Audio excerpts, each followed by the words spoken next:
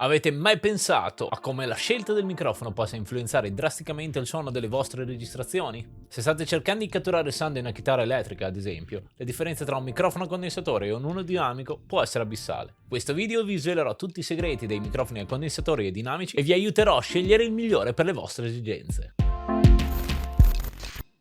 Ma cosa sono i microfoni a condensatore? In pratica si tratta di dispositivi che utilizzano un condensatore elettrico per trasformare le onde sonore in segnali elettrici, in modo da poterli registrare e riprodurre. Questi microfoni hanno una sensibilità molto alta e una risposta in frequenza molto ampia, il che li rende ideali per catturare suoni dettagliati e sofisticati, come ad esempio sfumature di una voce o uno strumento acustico. Ma non finisce qui.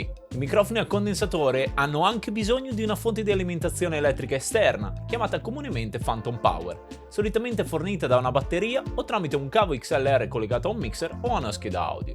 Questo significa che, se non si dispone di un'adeguata alimentazione, il microfono non funzionerà correttamente.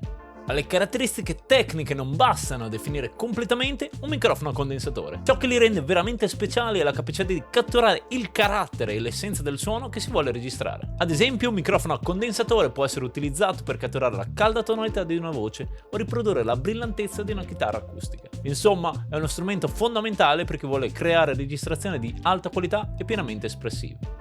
Ora che abbiamo compreso come funzionano i microfoni a condensatore e quali sono le loro caratteristiche principali, possiamo andare ad esplorare le applicazioni pratiche di questi microfoni nel mondo della registrazione e della musica. I microfoni a condensatore sono ampiamente utilizzati per catturare voci e strumenti acustici, come chitarre acustiche, pianoforte, archi e altri strumenti a fiato. Grazie alla loro alta sensibilità e alla capacità di catturare dettagli sonori precisi, questi microfoni sono in grado di catturare ogni sfumatura e tonalità del suono, creando un suono ricco e completo. Se stai cercando di registrare un coro, un microfono a condensatore è sicuramente una scelta eccellente, in grado di catturare ogni singola voce e creare un suono armonioso e completo. Ma non limitarti a pensare solo alle registrazioni di musica classica o gospel. Anche in altri generi musicali, come il rock e la musica pop, i microfoni a condensatore possono essere utilizzati per catturare le voci dei cantanti con una grande precisione e fedeltà. Grazie alla loro risposta in frequenza piatta e alla capacità di catturare la gamma completa di toni e timbri, questi microfoni possono creare un suono tridimensionale e dinamico. Questo significa che puoi creare un suono cristallino e pulito che farà risaltare ogni sfumatura della performance.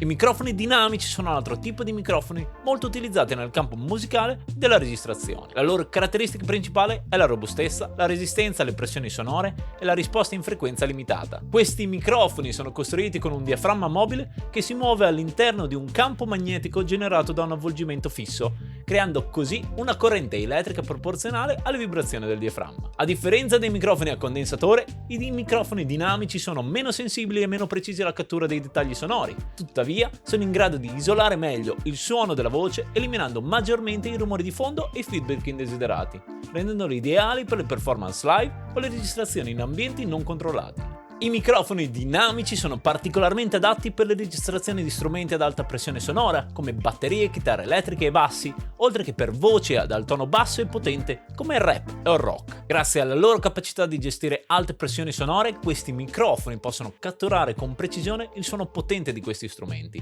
rendendoli adatti anche alle performance live. Dopo aver analizzato le caratteristiche e le applicazioni dei microfoni dinamici e a condensatore, possiamo trarre alcune differenze chiave tra questi due tipi di microfoni.